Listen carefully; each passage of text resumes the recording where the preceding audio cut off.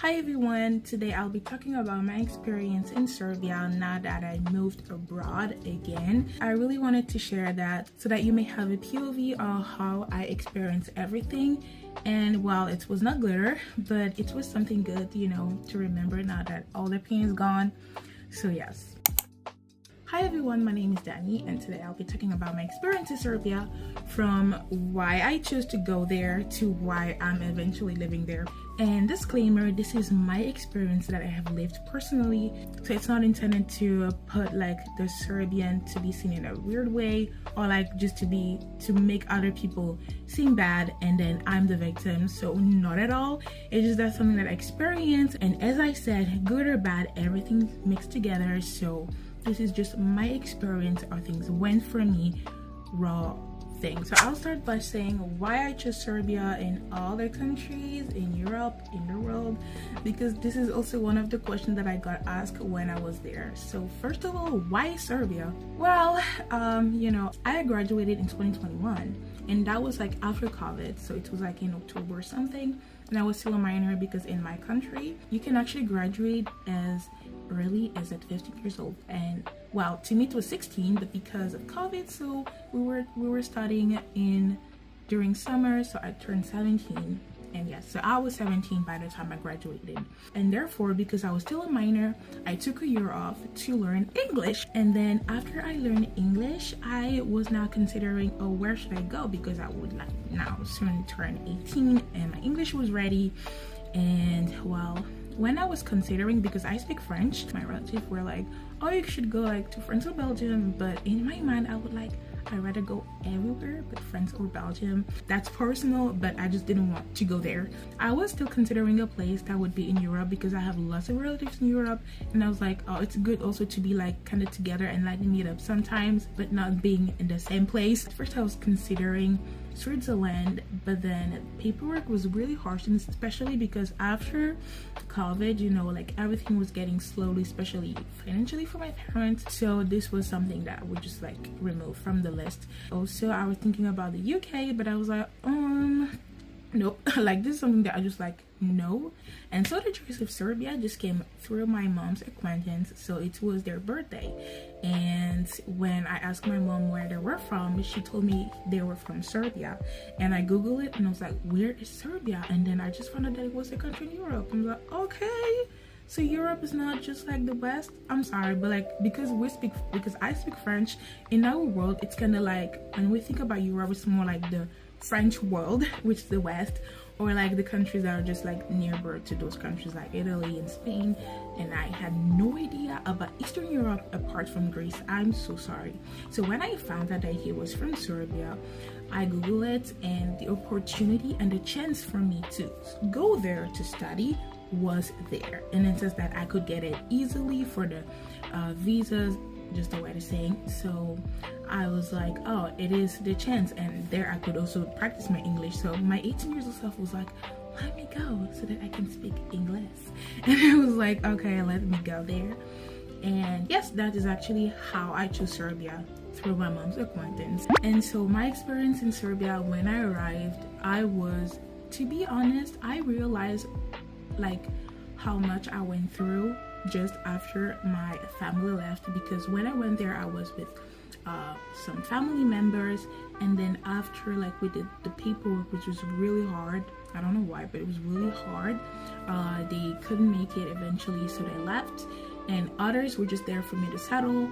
And so after like they helped me, after the other also went abroad because there it didn't work, so I was left alone, and I started realizing like how hard it was to actually settle in a new country.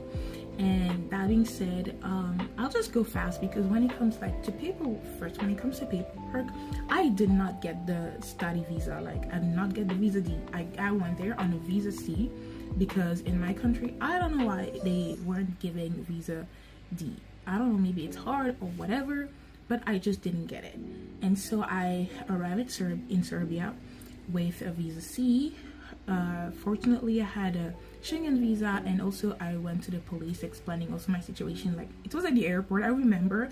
I don't know, I was just 18 or 19, I don't know when was that. And then I went to the airport because my visa C was almost expiring, and I was like, oh my gosh, what should I do? And then the police officer just said, because you had a visa C, you can still live here. And so to get the visa D, I actually applied in Bosnia. And so with my Schengen visa, thanks be to God, I went to Bosnia, and then I applied for visa D there, which I got. And after that I got it, I just asked like my peers from uni how did they get the Boravak. I also did the paperwork for that, so I'm just gonna skip this part because it was really tricky. And yes, for the paperwork, that was it. And for the housing, it was really hard, and I did not know that it was hard. After after my relative left, which was my mom and my cousin, when they left, I was left alone, not knowing, because especially when it comes to all those like administrative stuff, they put it in Cyrillic, because in Serbia they use Cyrillic and Latin like alphabet.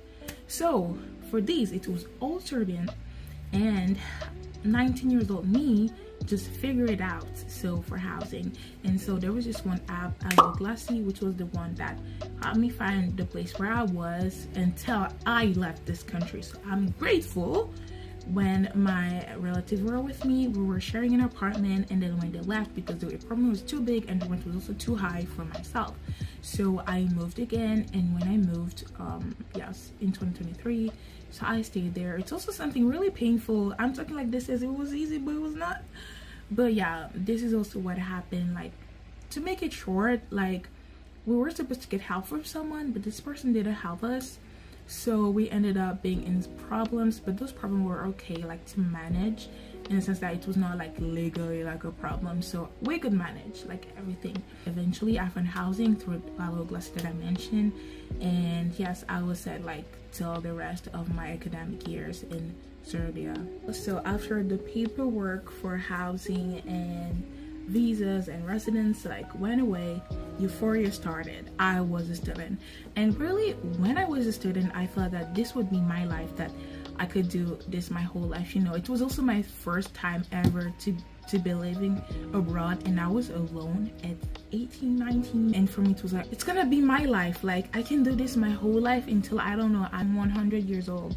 But then, you know, it was euphoria. I was going to uni, everything was now going well for me, and to me I felt like back then that it would be my life, like that was it, you know. I was studying, and I believe like when I was in second year, because I like when I turned 19, like I was in second year, I decided to work part-time, which was like I was working at KFC through friends from uni. That was cool, like because I just didn't want to just sit down like and then wait for my parents to send me the money. I was working part-time, but then I stopped because in my uni I could took 2 semesters at a time, so I was doing now second and third year together, which was now a lot, like so much like workload to me. But that was fine because my mom was like, oh, let's just finish this ASAP, but I was the one finishing this ASAP while she was doing the financial part. That's what happened. So I started working, and apart from that, because in my mind when I went there, I was like, I'm not gonna just,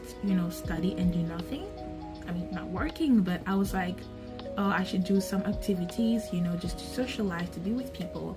And there was this really place, I think I'm gonna put it here, that it was really good. Like from this place I met a lot of people, a lot of meaningful connection, so many memories that were created there, and I'm so grateful. It was the best thing ever, and I think it will never come back, because those were in my student year when I was really young, like the youngest abroad, and I'm grateful that I could live that, especially with the stress of uni exams and winter, dark, cold place you live alone. So it was a really good way for me to just socialize, evacuating all the stress and just relaxing, laughing, eating together, which was really good.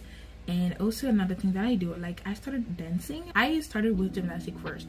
I started dancing because gymnastics was kind of like boring, and so with my dance I really did great. I did that dance for a year in a club, and I did 2 concerts, and then I left and I switched for another style, which I did 1 concert and then I switched again.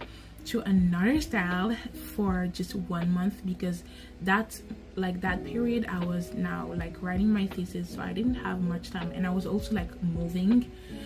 So I just did 1 month, which was the best month like of my life. Sorry, but like one of the best months like in my activity career. So I was really happy that like in every club, every place that I went for my activities, I was grateful with the people that I met. They were the best. Serbian, like they were all Serbian, and I was the only foreigner, except the last one that I took for a month. There was a Russian girl, but you know, like I don't mind. So the local were really nice. Like they were the nicest ladies and girls, because yeah, there's a mix of it. They're the best ladies, the best girl ever. The local, those girls, I'm like, man, you're my girl, like you're my universe. Maybe we're not related through cultures, but in the dance world, you're my sisters. And I was so happy to have dance with them, to have train with them, to have sweat with them, because it was hard, you know, like training, like lifting this leg up, like stretching. But it was a really good experience that I'm just grateful that I did that. And also on my last year of studying, I started like volunteering, because the master that I'm doing right now is related to the volunteering stuff that I was doing.